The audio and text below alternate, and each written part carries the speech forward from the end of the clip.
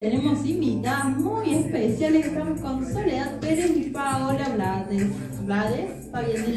Blanes, perdón, mi dislexia.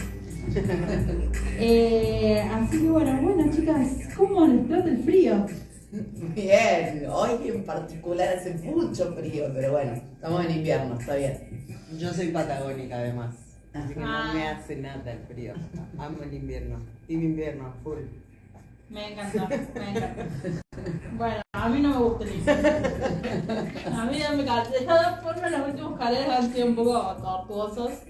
Pero bueno, y ustedes vienen por Zigzag. ¿Qué es Zigzag? Zigzag Ciudades Feministas. Le pusimos ese apellido así porque era muy difícil justamente la sigla, que es Centro de Intercambios y Servicios Cono Sur Argentina. Es una ONG, justamente antes era Al Agua, una ONG que se arma a partir de la llegada de dos arquitectos exiliados, de un arquitecto y un arquitecto exiliado que vienen bajando justamente por el Ecuador, y en Ecuador había una ONG y traen esta ONG que trabaja específicamente todo lo que es el acceso al hábitat, lo que tiene que ver con la incidencia de las políticas públicas que vienen desde la planificación urbana, y en particular, estamos hablando de fines de los 80, una mirada puesta en el acceso de las mujeres a un hábitat, ¿no? A un hábitat habitable, vamos a decirle ahora esa palabra. Y bueno, es eso, una organización que tiene sobre todo diferentes líneas estratégicas. Una de las líneas tiene que ver con la construcción del conocimiento en relación a esto, al acceso a las ciudades por parte de mujeres y disidencias, podemos decir hoy, ¿no? Sí, se pasó por querer incidir en las políticas con perspectiva de género, ¿no? Toda una cosa que tiene que ver con el movimiento feminista en la región, porque también Zigzag, en esto que viene desde el exilio y personas que estaban habitando otro tipo de redes, tienen mucha incidencia también en cuestiones más regionales. Por eso también creo que en los últimos años Zigzag ha sido más conocido en Córdoba, más allá de que ya tiene más de 30 años, ¿no? Entonces, bueno, en esto, una de las líneas es la construcción del conocimiento en torno a estos temas, desde el urbanismo feminista hoy, podemos decirlo. Otro tiene que ver con el fortalecimiento de las organizaciones, ¿no? Más territoriales en relación a poder acceder a espacios sin violencia, el reconocimiento del trabajo de las organizaciones, específicamente que por la mayoría son lideradas por mujeres. Tiene también una línea en donde busca la capacitación y la sensibilización en estos temas a un público en general y también a un público en particular, que son funcionarios o equipos técnicos de gobierno, sobre todo los gobiernos locales, y también busca una articulación más a nivel del movimiento feminista nacional, regional y más internacional. Por ahí siempre empezamos contando de la historia, porque es una organización que, como muchas de estas que tienen muchos años, ha cambiado muchísimo su perspectiva y su forma de mirar los problemas que aborda también. Y claramente, 2015, antes del 2015 y después del 2015, con, si se quiere, la masivización de los reclamos feministas, por supuesto, se abrió una posibilidad de profundizar en algunos temas, de que se entienda mucho más fácil de qué iba el trabajo de Zigzag, y sobre todo de que haya algunas resistencias menos resistentes, porque ya estaba puesta el debate sobre los derechos de las mujeres y las disidencias en la mesa, y se empezó como a ver la posibilidad de pensar en clave de derechos y de demandas de los feminismos en todos los ámbitos. Bien. Cosa que era mucho más difícil antes, y que estas compañeras, Ana Falugo en particular, que es la directora de Zigzag, que fue quien la fundó acá en Argentina, y las colegas que a nivel de la región venían insistiendo en mirar el hábitat, la vivienda, la ciudad desde la perspectiva de las mujeres, se encontraron con muchísimas resistencias, y fue muy difícil abrir el camino y sostener esa discusión y ese debate, y al interior de los movimientos que trabajaban hábitat, pero también al interior del movimiento de mujeres, porque había prioridades temáticas y había como necesidad de unificar reclamos, y entonces había algunos temas que siempre eran un poco más secundarios. Y cuando hablamos de la cuestión de la vivienda, el acceso a la ciudad, al territorio, por supuesto, hay una cuestión de clase muy fuerte que se cruza y hay una mirada más allá de sujeto mujer o de sujeto disidencias sexuales, sino que se abre la mirada también al contexto, al espacio, a la lucha por la tierra, el territorio, y se empiezan a cruzar también las luchas y las demandas con otros. Por eso es tan importante eso de marcar la división, porque claramente antes Sixa y las compañeras hablaron solamente de la mujer, claro. Y entonces ahí después el concepto de mujer se revisó, después eran solamente mujeres, y después es necesario, bueno, la perspectiva de género, y después, bueno, la perspectiva de género no es suficiente, es la perspectiva del enfoque feminista, y después, como ese proceso es bien interesante, porque muchas de estas organizaciones dan cuenta también de cómo las luchas históricas de los movimientos feministas fueron ganando terreno y permitiendo pensar también los problemas que abordan desde una mirada mucho más amplia, integradora, posibilitadora. Y ustedes como, en relación a eso, ¿no? A esa transformación, esa apertura, nuevos debates, ¿cómo lo fueron viendo al interior de los movimientos eso? Sí, como hay eso es lo que marcó la PAO después del 2015, que creo que fue, sabemos que la marcha del 3 de junio de ese 2015 había muchos actores, ¿no? De diferentes posturas y perspectivas, pero creo que hay no sé si como un deber ser de algunos movimientos, pero sí también el reconocimiento de las compañeras dentro de los movimientos que empiezan a hacer también un proceso, ¿no? Un proceso de discusión interna, esto que habla Lepao, de muchas resistencias algunas, ¿no? Algunas expulsadas de algunas organizaciones por disputar, no sé, tomas de decisión, ¿no? Sí. Porque siempre esta cuestión, esta división sexual sí atravesaba y atraviesa las organizaciones hoy, ¿no? En quienes están más preocupadas por la cotidianeidad y quienes terminan tomando las decisiones. Entonces yo creo que sí es este proceso que marca, me parece que sí hay un hito ahí en el 2015.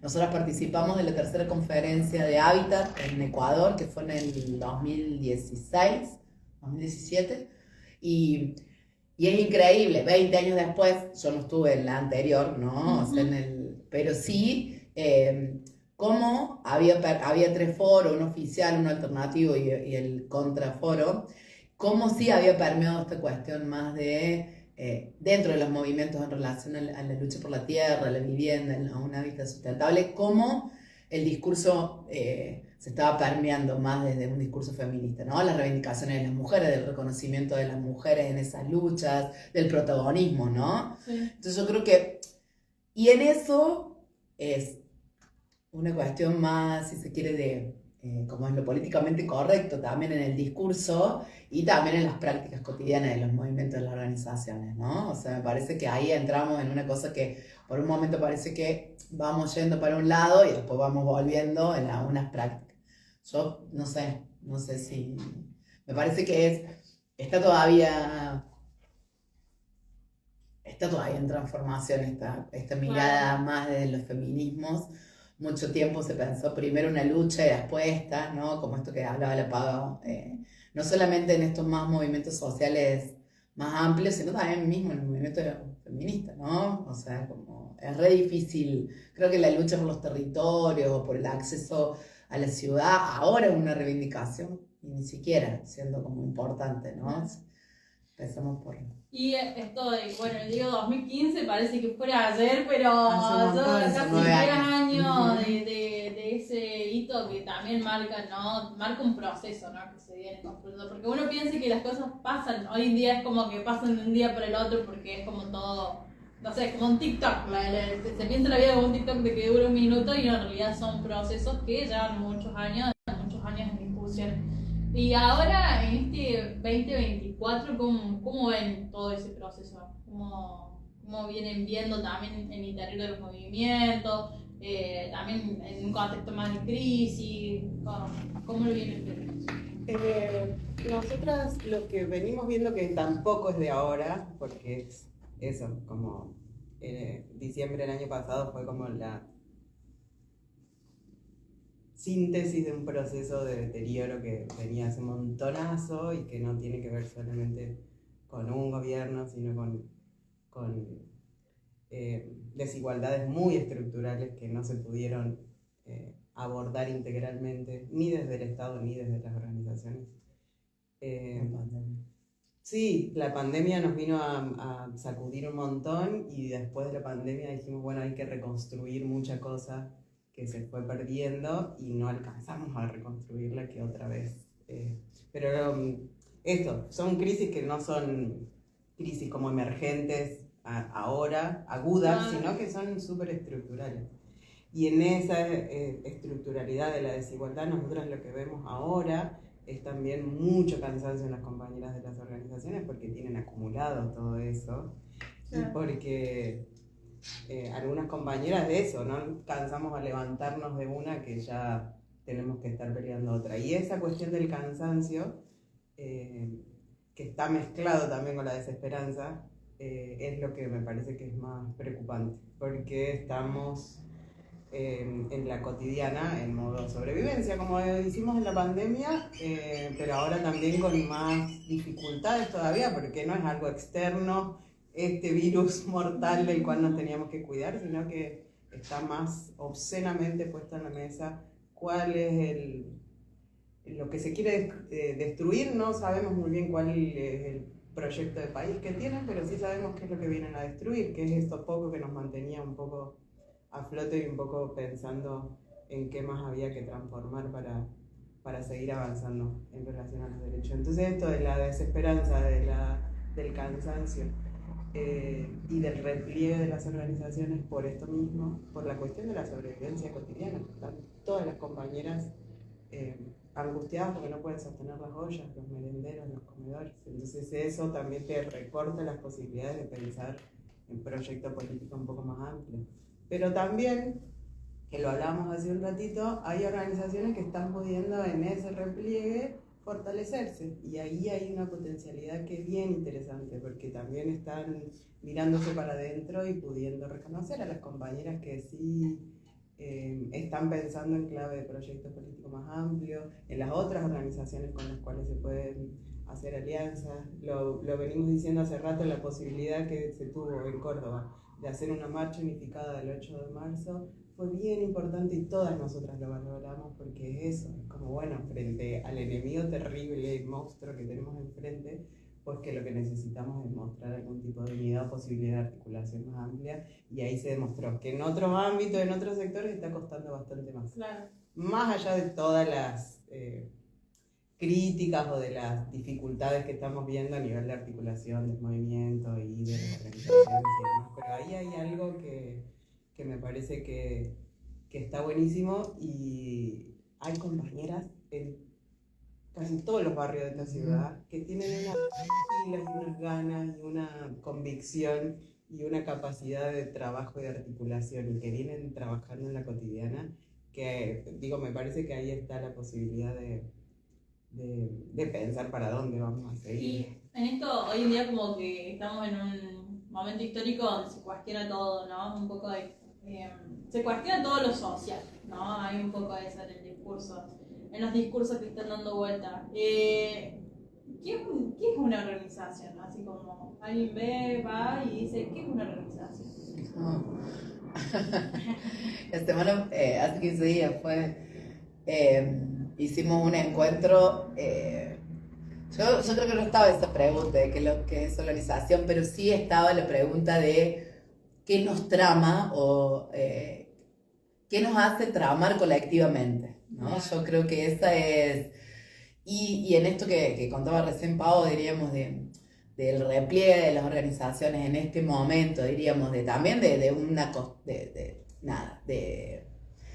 de un acomodo de las organizaciones ante esta crisis, ante todos estos discursos que estamos teniendo en contra también, ¿no?, de lo colectivo. A mí me parece que lo que arma una organización es justamente un proyecto que habla de poder reunirnos para solucionar cuestiones a lo mejor más cercanas, ¿no? Siempre hablamos o que nos atraviesan más cercanamente, y que a lo mejor es algo en común, pero no necesariamente lo que me convoca a mí a ese espacio tiene que ser lo mismo que te convoca a vos. Si hay algo que estamos armando conjuntamente, para mí eso es empezar a organizarnos, empezar a tratar de proyectarnos colectivamente, ¿sí? Para mí es esa cuestión de, no sé, un deseo, ¿no? Muy a lo mejor individual que se va armando colectivamente para poder llevarlo a cabo, y es ahí donde se va armando la organización, ¿no? Con un futuro de transformación, salir de un estado que no estamos queriendo, buscar algunas cuestiones que se van tramando con las relaciones que vamos armando ahí, ¿no? Los vínculos que vamos armando, y también el reconocimiento de los vínculos de poder que se va armando ahí, que es re difícil en las organizaciones, ¿no? Poder reconocer lo que estamos aportando y desde qué lugar lo estamos aportando, es todo un ejercicio de no sé. Wow. No, me resulta, o sea, un poco esto en lo que se cuestiona hoy, ¿no? Y esto de todo el tiempo tener la mente de tiburón, que parece que uno solo va a llegar a las metas, va a llegar a los proyectos, o sea, y termina invisibilizando todo lo que está alrededor, ¿no? Un poco de que somos seres sociales, que creamos una comunidad, y por ahí uno piensa que la organización es como un acuerdo mucho más consciente que muchas veces que hay gente a nuestro alrededor, hay amistades, como que ya está acordado, pero por ahí en las organizaciones somos mucho más conscientes de con quién estamos, por qué estamos, qué nos mueve ahí, ¿no? Por ahí pienso, pero nada, yo creía eso, me parece muy importante pensar qué es una organización y qué es tener un proyecto también, ¿no? Porque qué difícil en un contexto de crisis poder pensarse a largo plazo. Sobre todo porque estamos un poco chipeados, que todo es inmediato, así como. Sí, me parece que hay algo de o así lo traen muchas de las compañeras, es lo que sostiene y hace, o sea, me sostiene y sostiene al resto. Y es como una posibilidad de que viene de la convicción, simplemente, de que hay posibilidades de que las cosas sean distintas. Me parece que eso es tu proyecto. Es simplemente creer que el simplemente es porque es simple, no porque sea fácil. Digo linealmente, es simple pensar que hay posibilidades de que las cosas sean distintas. Me parece que ahí, que pasa muchísimo en los grupos, en los encuentros entre mujeres, esta posibilidad de reconocer que lo que me pasa no tiene que ver conmigo y con mi incapacidad de resolver mi vida y de ser esta persona autosuficiente que todo lo puede, este tiburón que la emprendedora, la que puede sola con los hijos, la que a pesar de todo consigue el trabajo y no sé qué y puede resolver su vida solita.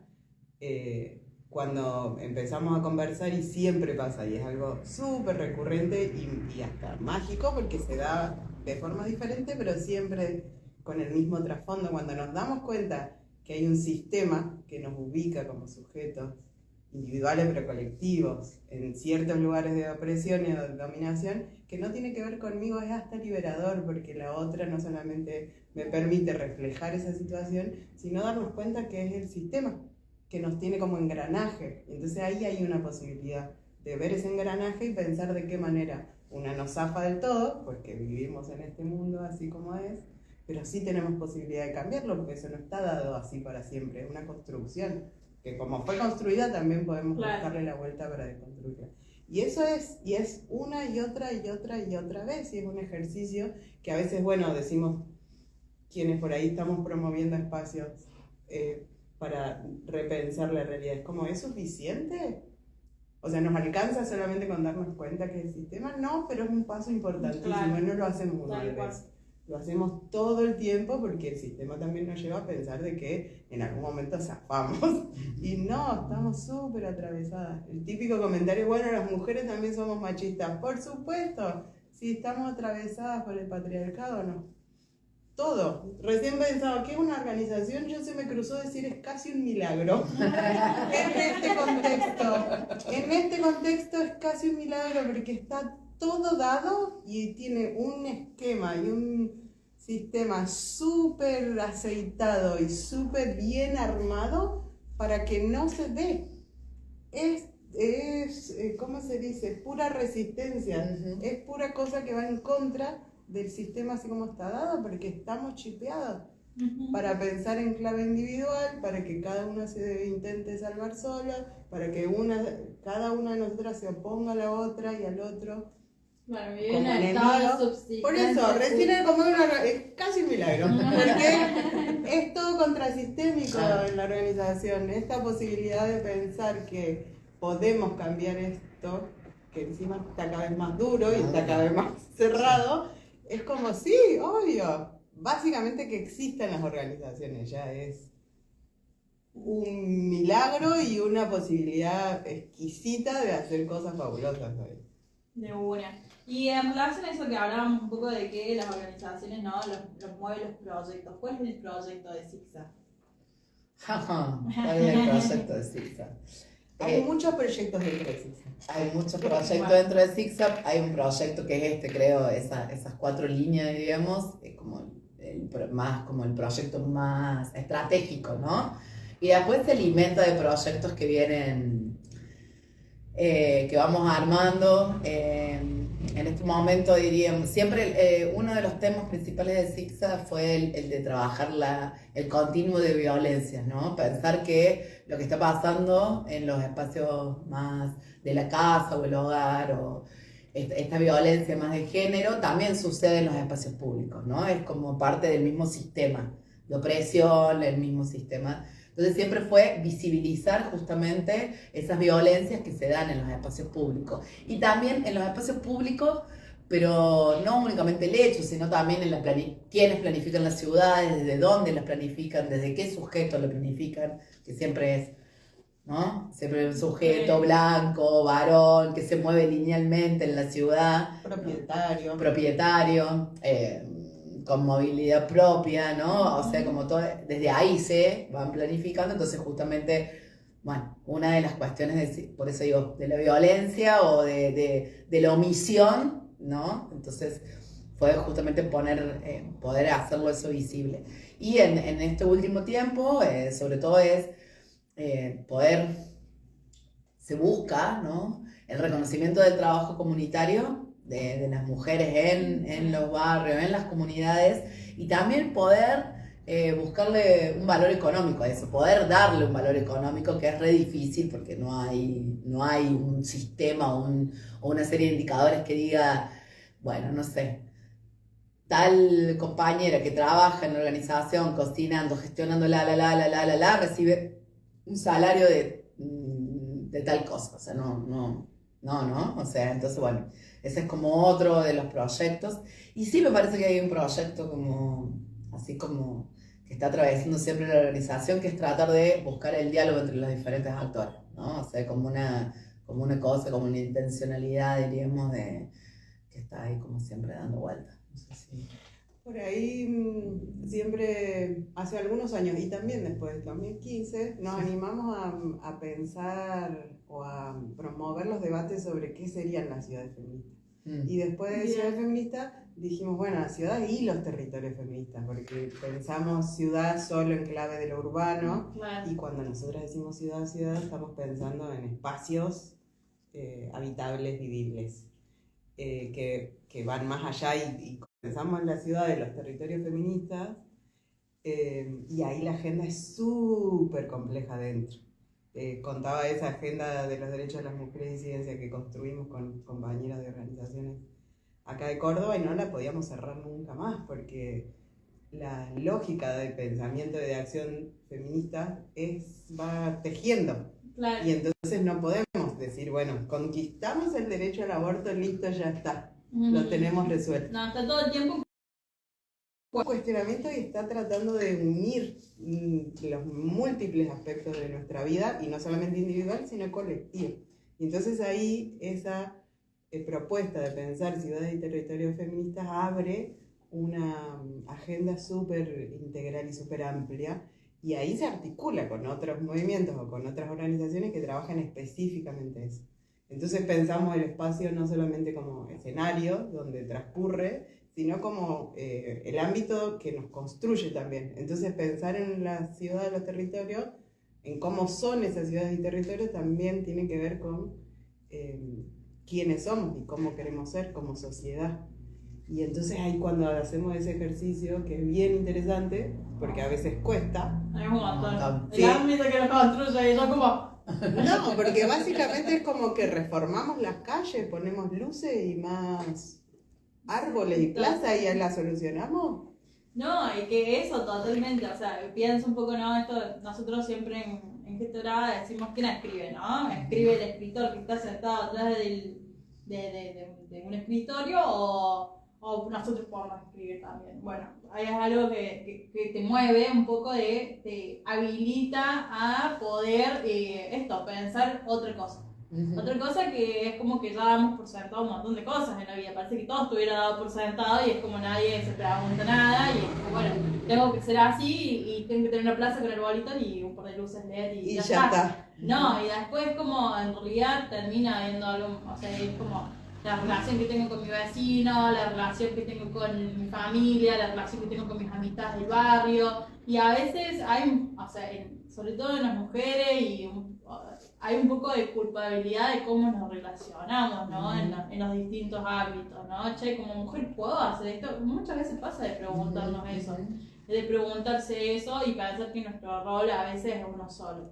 Y vos te das cuenta y vos ves a las trabajadoras comunitarias que terminan haciendo un montón de cosas que dan por sentado eso, se dan por sentado que tienen que mantener la copa de leche, que tienen que llevar a sus hijos a la escuela, que tienen que mantener la administración de una casa, que muchas veces, y eso es lo que, ¿no? Cuando das por sentado eso es como, bueno, es cuando empezás, yo creo que un poco ahí a decodificar todo eso, te das cuenta de que hay un potencial en esas personas que sostienen esas comunidades, o sea, que son las mujeres las que sostienen esas comunidades.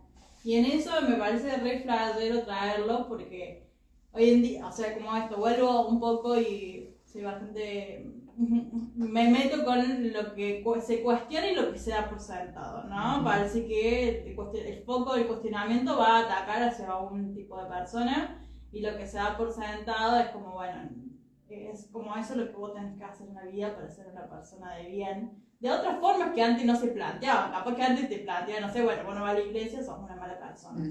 Y hoy en día es como, bueno, para irte aguinaldo sos una mala persona. Sí. Entonces como que van cambiando el eje y los focos en eso. Y me pregunto esto, cuando hay estos encuentros de mujeres y se habla sobre el trabajo comunitario, ¿se habla como trabajo comunitario o se habla como actividades o tareas que hacen? ¿Así se reconocen como trabajadores comunitarios? Hay algunas organizaciones que lo tienen mucho más discutido y mucho más profundizado, pero siempre se cuela algo ahí que hay que volver a traer, y eso no es que me parece que en algún momento se cometió también el error, muy entre comillas, de pensar que con solo la información uno transforma la forma de entender las cuestiones, y sabemos que eso no es tan así. Que a mí me digan eso trabajo comunitario no hace que yo lo perciba, lo sienta y que actúe buscando reconocimiento o haciendo algo para que eso sea reconocido como un trabajo. Entonces sí, quizás hay como más discusión y más reconocimiento de que algunas tareas son trabajos cuando tienen que ver con el afuera, esta cosa concreta de hacer la olla. Pero lo que decías vos de la gestión, que no es gestión solamente dentro de cada una de las unidades de convivencia de las compañeras, sino también al interior de las organizaciones, eso también a veces cuesta reconocerlo.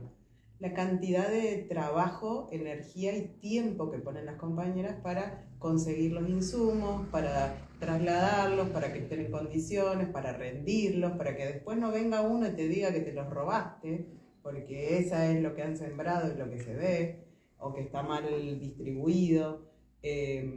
La cantidad de gestiones que hacen para conseguirlos, no solamente con el Estado, sino con los privados, rifa, laburan para poder conseguirlos, hacen comida para vender, para que esa guita les sirva para los insumos. O sea, hay algunos trabajos que es más difícil. Al igual que aquellos que tienen que ver más con una cuestión de sostenimiento emocional de las propias compañeras o de las vecinas del barrio, infancias también, que a veces como está más relacionada con una tarea tradicionalmente asignada a las mujeres, pues que también se desdibuja eso como trabajo y por supuesto que hacen un laburo de acompañamiento de mujeres en situación de violencia, de infancias, cuestiones de salud mental, o sea, hacen un laburazo y ahí también cuesta un poco más reconocerlo como trabajo y como trabajo comunitario porque parece que una lo hace de onda, lo hace porque es buena persona, sensible. Y sí, por supuesto, eso sí, pero ahí hay un aporte, que en esto es lo que decimos de las organizaciones y sobre todo las compañeras de las organizaciones en los barrios, sosteniendo la vida en el barrio, la vida cotidiana. Y no solamente los problemas, las compañeras son las que organizan la fiesta y los carnavales y los bailes y el disfrute. El disfrute también lo sostienen ellas. Había una compañera que nos decía, no, yo lo que aporto en unas discusiones sobre trabajo comunitario. La compañera lo que hace muchas veces es, tienen una escalera bastante pronunciada en el barrio y ella está mirando si hay alguna mujer, vecina, viejita que necesita ayuda para bajar las bolsas. Y ella, con bastante problema de movilidad, diremos, es la que va y ayuda, o los niños, las mujeres con los cochecitos.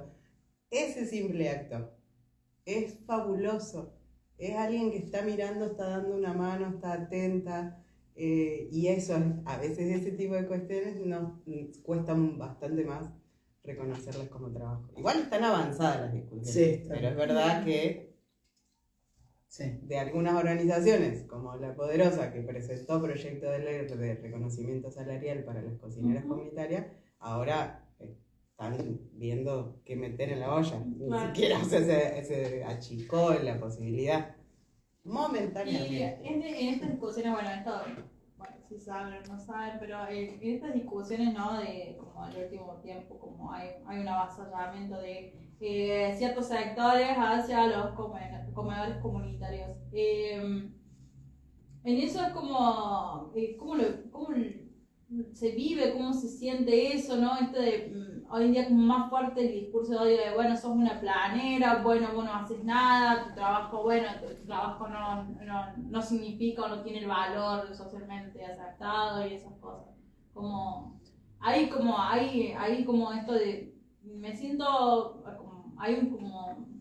la pregunta sería si del otro lado hay eso de sentirse en un lugar muy incómodo por eso. Yo más que creo que el lugar incómodo sí hay un lugar en donde se están sintiendo perseguidas, ¿no? O sea, claramente sí hubo nada, que han caído los comedores a hacer un monitoreo de lo que están haciendo, ¿no? Algo como re persecutorio. Y sí también esto que decíamos en este mandato de que las organizaciones dejaran de gestionar el potencial y todo lo demás, hubo un montón de retiro de las organizaciones, ¿no? De gente que se fue de ese proyecto. Entonces creo que, yo no sé si es, no sé, de un sentimiento, si hay un sentimiento de impotencia, si hay un sentimiento, esto que decía Pau, que están como muy cansadas también, y ahora sí hay una cuestión de persecutoria, diríamos, frente a esto, y me parece que además, bueno, hay algunos también. Se cortó. A ver qué pasa. Censurando o no, pero el audio no se cortó. Ana está ahí escuchando. Sí me parece que hay el cansancio, pero era otra cosa. Que digo, que me parece que también este juzgamiento, me quedaba pensando mientras vos hablabas, de que históricamente se les ha criticado a las compañeras, históricamente. Sí. Es que esta que está con las hijas van ahí, o que se roban tal cosa, o que son las chumas del barrio porque saben todo, van ahí a juntarse a comer criollo. O sea, a veces los mismos compañeros, ¿a que se juntan ustedes a comer criollo, no? Como si... si esas cosas no pasan en el trabajo. Claro, sí. Claro. Entonces yo digo, como me parece que está esta tensión que ahora se ha recrudecido más, o se ha profundizado más, esa mirada, pero bueno, no sé. Porque me parece que ahora no es solamente el rumor sobre eso. A las compañeras le gritan en el barrio. digamos, y eso sí, en esto que decía la Sole de Claro. sentirse amenazada, hay otra situación como más explícita y arengada, ¿no? Esto de que lleguen las inspecciones de los ministerios, muchas veces no se identifican tampoco, no se sabe de dónde viene esta inspección, y que ponga ya desde ya que esté el auto del ministerio, del gobierno, enfrente del comedor, mete una sospecha. Cuando muchísimas, sabemos que hay situaciones de que hubo mal uso del recurso, como en absolutamente toda la administración pública también. Entonces esa como juzgamiento me parece que ahora no solamente es del rumor o que se dice, no sé qué, sino que las compañeras las confrontan más abiertamente, y eso sí, por supuesto, que preocupa y que eso. Me parece que muchas ya tienen cancha Sí. con eso. Sí. Claro. Sí, pero bueno, es en esto mismo. Viene a abonar un estado de cansancio, de impotencia, de tristeza, de enojo. Me parece que también eso como que suma algo más. Y bueno, también nosotras tenemos que empezar a pensar otro tipo de protección y de autocuidados, ¿no? Que también me parece que, no sé, como que tenemos que empezar a delinearlo, no sé. Y en relación a esto, Sixa abarca todo el territorio argentino, como que en qué provincias como que estamos trabajando aparte de Córdoba. CICSA tiene trabajo en articulación con organizaciones territoriales en Córdoba Capital, en Villanueva, Villa María y Río Cuarto. Este encuentro que te contábamos recién fue con mis compañeros de allá, entonces algunos encuentros tratamos de reunirlos. Tiene articulaciones a nivel nacional en otras de las líneas y tiene mucho trabajo a nivel regional con organizaciones de otros países de América Latina. Pero a nivel de articulación con las organizaciones más barriales territoriales es en provincia de Córdoba. Ah, bien. Hoy. Claro, muchos años se trabajó en Santa Fe, en Rosario, muchos años, estuvimos ahí como 8 años. Con las organizaciones, sí, después con el gobierno de la Municipalidad de Santa Fe, nos convocaba para capacitación a equipos técnicos. Hemos articulado con Canoa. Es eso, se articulan como a un nivel, pero el trabajo territorial hoy está acá en Córdoba porque nunca, no había estado en Córdoba hacer eso. Y después sí hay 2 compañeras, una ahora sobre todo, que está en Buenos Aires, pero más que nada en articulación para la incidencia y no trabajo territorial, ¿no? Bien. Es como más para articular. Bueno, porque nos pasó eso también, que finalmente Dios y las diosas atienden en Buenos Aires, ¿no? En un momento también tal de cual. otro. Por eso es como que hay muchos problemas que por ahí discutimos acá de Córdoba y que son de Córdoba, que por ahí en otros lugares son otros problemas y otras discusiones y otras prioridades también, ¿no? Hacer otras discusiones. No, ni hablar. Ahora está un poco desarmado como muchas de las articulaciones, pero se trabajó mucho tiempo con una articulación que se llama Habitar Argentina, que reúne organizaciones que trabajan en el campo del hábitat, CICSA y algunas otras. Conformamos una comisión para pensar géneros y feminismos en ese campo, y muchas de las discusiones recurrentes tenían que ver con eso, con las demandas sobre política pública pensadas para Argentina, hechas en Buenos Aires, con lógica de Buenos Aires. Y ahí como una disputa muy importante porque, claro, eran compañeras nuestras, súper valiosas, bien interesantes sus posicionamientos, pero nuestro trabajo era hasta el hartazgo incluir una mirada que tenía que ver con la diversidad de los territorios y con las lógicas de acción en los diferentes lugares que por más que lo decimos, después llevarlo a la acción ya, por supuesto, sabemos que provincia de Buenos Aires no es igual que Misiones o Corrientes, Tucumán, que Córdoba, y esto sí, por supuesto, se dice, pero después a la hora de ejecutar para simplificar y también para poder negociar, pues que se volvía a caer a una lógica centralista que era bien difícil de desarmar. Y eso fue mucho tiempo. Lo seguimos haciendo. Como es como, hola, piensen en otro lado. Claro. Claro. Y no es el interior. Y pienso después, ¿no? Uno cuando se piensa en los territorios, de cómo se forman y cómo se arman, digo yo, es sumamente diferente. O sea, es diferente acá dentro de Córdoba, que vos estás más cerca del centro, tenés otra urbanización, otra forma de encontrarte con las personas, que cuando te vas alejando un poco más del centro, como y cada barrio, zona sur tiene una cosa, zona norte tiene otra cosa, imagínate provincias de provincias, ¿no? En Santiago. Qué zarpado eso. Sí, sí, hay como muchas ciudades dentro de las ciudades, por eso también digo, hay muchos territorios que se van armando dentro de las ciudades. Pero es todavía esa cuestión de pensar, esto de no pensar, bueno, y de las provincias, como si Buenos Aires no fuera una provincia, y de las provincias que están pensando, entonces voy a decir, no, vos dónde vivís, en un territorio fuera... Convocan para el debate a 5 personas de provincia de Buenos Aires y una para el resto de las provincias. Claro. Como, ¿no me parece que hay mucha diversidad? Eso fue mucho tiempo, lo seguiremos haciendo. Se llama La Tierra del Fuego. Hemos intentado. Sí, hemos intentado. Hay un espacio que además aprovechamos de invitarlas, que se llama Seminario Taller Mujeres y Ciudades y Injusticias Territoriales, que hacemos todos los años, que es un espacio de debate y reflexión en donde convocamos a compañeras de organizaciones territoriales, a compañeras más de las reflexiones feministas, gente que trabaja en las políticas públicas, organizaciones que trabajan en el campo del hábitat. Nos juntamos todas ahí en Ciudad Universitaria. Hubo un año que lo hicimos virtual porque no se pudo, pero nos encontramos para discutir sobre estos temas y ahí tratamos mucho de convocar a compañeras de otros lugares. Y ahí vienen compañeras de Tierra del Fuego, por eso me acordé. La Hoguera, La Hoguera, hay una organización bien interesante allá.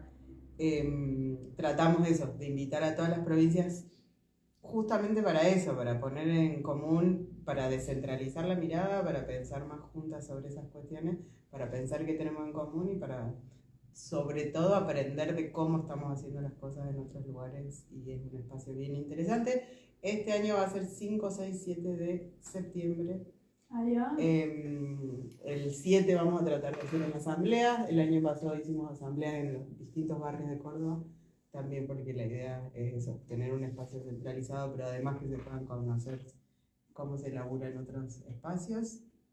Así que están reinvitadas también. Me encanta, en septiembre. Septiembre. La R veo los estados, la luz, así que la luz refuerza.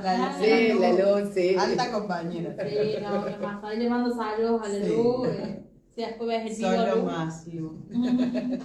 Y dice, ustedes sí que hablan, me cansé de desgrabarlo el otro día. Somos comunicadores populares. Claro. Lo que menos haremos es silencio. Es nuestra razón de vivir, hablar. Bueno, chicas, una última preguntita y ya las dejo. Con las organizaciones que trabajan, que articulan, ¿cuántas juventudes participan en eso? Oh. Bueno, esa configuración también se va dando por los territorios, ¿no? Digo, en Río Cuarto, la mayoría son jóvenes. 80%. El 80% son jóvenes, ¿no? De diferentes organizaciones, también de diferentes articulaciones, más a nivel ciudadano, pero también a nivel nacional.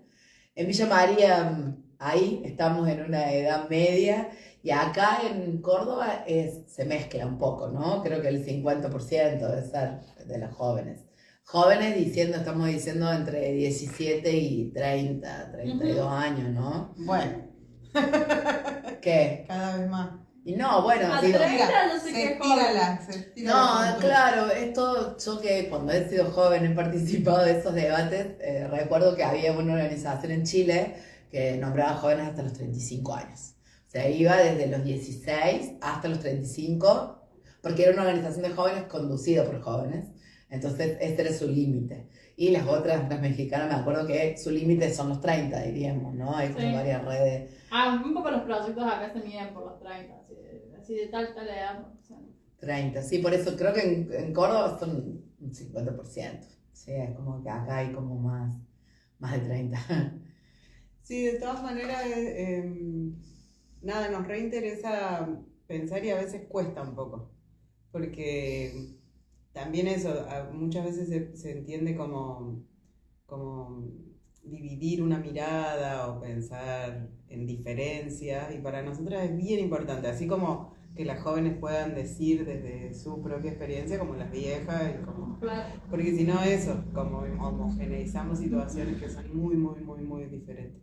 En la agenda que te decía que construimos, fue algo que retuvimos en cuenta por la configuración del grupo, que es la construcción. Claro, sí. Y entonces eso, en particular las jóvenes, las viejas y las niñas, como realidades muy diferentes, y ahí también incluimos a las trans y a las migrantes como situaciones muy particulares, de vivencias específicas y también de lógicas de vivir el espacio distinto. Entonces, por supuesto, es bien necesario.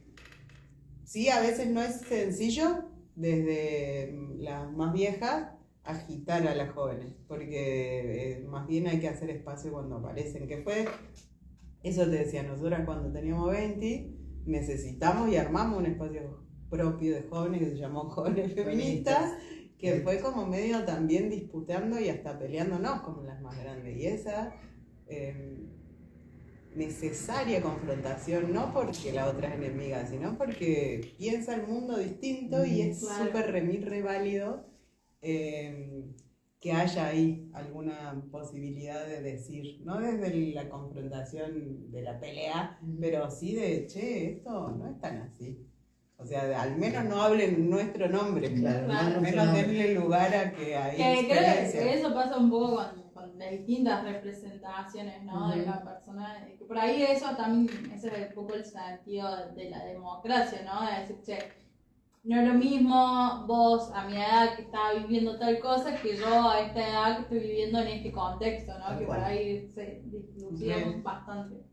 Sí, y algo que se valoró en este espacio creo que yo fue lo intergeneracional claro, también. Porque cuando se pone en la mesa... En la escucha, ¿no? Por ejemplo, qué sé yo, ¿no? Hemos hablado un montón en ese proceso en particular que arma vínculo hoy después de tantos años, ¿no?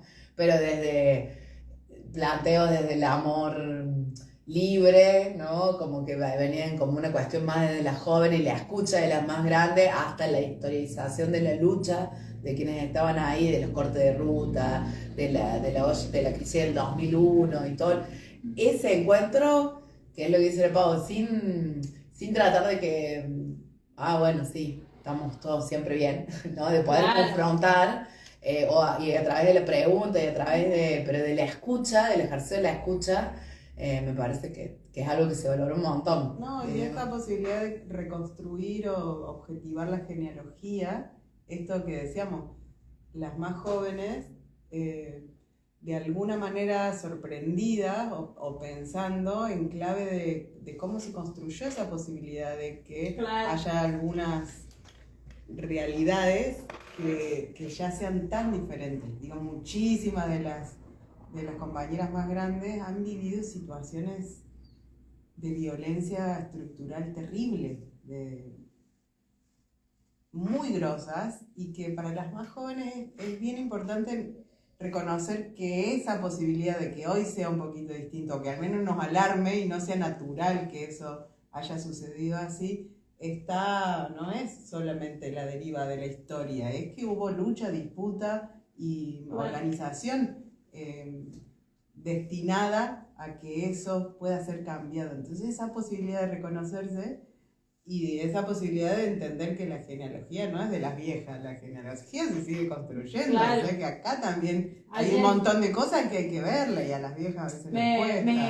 Me viene la cancioncita, somos las nietas de las brujas que no pudiste quemar, ¿no? Un poco eso, y también un poco de que por ahí hoy en día las juventudes hablan un poco más de esto. Che, mira, o sea, mi abuelo la cagaba a palo mi abuela, y eso hoy en día cuando vos hablas con tu amiga es como algo que está prohibido, en lo máximo dentro de las violencias. En las relaciones, ¿no? Creo que hay un poco de ese cambio, y también el de poder hablarlo, que es muy zarpado, porque yo hasta el día de hoy pienso qué naturalizado estaba ese nivel de violencia, y que era sumamente normal, Y también era el verdadero, che, algo habrán hecho, que era el que rodeaba por las familias y todo eso, y hoy en día es como, no, o sea, te llega a pasar eso, amiga, hermana, tía, madre, es como...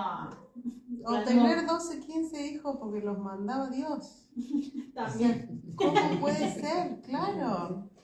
Claro, esa Sí, posibilidad tal cual, de pensar con quién, cuántos, dónde, cómo, con todas las limitaciones y Claro, todas ¿no? las dificultades que tenemos, pero es reconocer que no es eso, no se dio por arte de magia esa posibilidad de cambiarlo y de que ahí lo veamos distinto. Y esto volviendo un poco al principio, la charla al principio, ¿no? Esto de cómo, bueno, cómo nos pensamos en el territorio, cómo proyectamos el territorio, cuáles son nuestros proyectos, ¿no? Es como cómo ha ocupado, o sea, cómo la mujer tiene mucha capacidad en eso y que qué difícil ha sido gestionar nuestro propio territorio, nuestro cuerpo, decir, che, bueno, yo no quiero tener hijos hasta tal edad, quiero un trabajo de tal cosa, que ha sido casi hasta prohibido, ¿no? En otros momentos históricos, no muy lejos de la actualidad, y que por ahí hasta discutimos eso en distintos ámbitos todavía, capaz que con no la misma con la misma incidencia que hace mucho, que por suerte, pero salimos discutiendo esas cosas. Pero pienso, ¿no? En el territorio del cuerpo como es el lugar de no poder proyectarse uno también, ¿no? Y cómo hay una capacidad de proyectar en comunidad. Que eso, cuando vas hablando, entrevistando, viendo a muchas personas, es como vas como comparando esas experiencias y vas entendiendo varias cosas. Me parece una reflexión en voz alta. Me encanta. Me queda ahí. Bueno, chicas, ¿algo más que quieran agregar a esta entrevista? No, nada, agradecer la invitación, reconocer también el laburo que vienen haciendo ustedes, que nos parece bien interesante, el de Cupanda, el de Geta Brava. Eso, lo importante que es que haya radio de este tipo, que haya gente joven haciendo radio y este tipo de radio. Así que nada, gracias. Muchas por la invitación. No, muchas gracias a ustedes por venir este día frío y feriado. O sea, no es cualquier día. Todo, mirá. No digan que las mujeres no somos trabajadoras. El día de la independencia. Tal cual. Háganoselo acordar a nuestro presidente. Sí, lo pasa. Bueno, nos vamos a una pausita y ya volvemos con más Ocupando Territorio.